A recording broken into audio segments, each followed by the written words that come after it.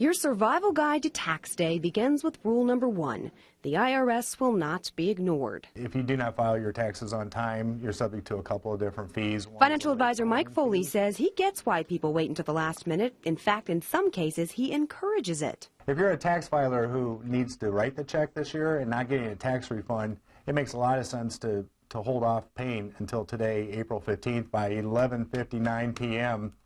because, you're able to save that money and actually earn interest versus paying it on January 1st. The good news is if you're not ready to file, you can get an extension until October 15th.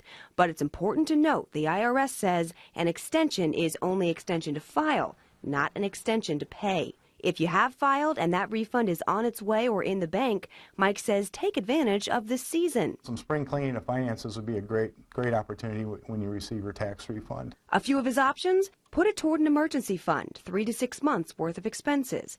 Pay down debt, not just credit cards, but car and student loans too. And stretch it out. In other words, if you get a big refund, consider not doing that next year. Ideally, you want to have just enough withheld that will cover your tax obligations.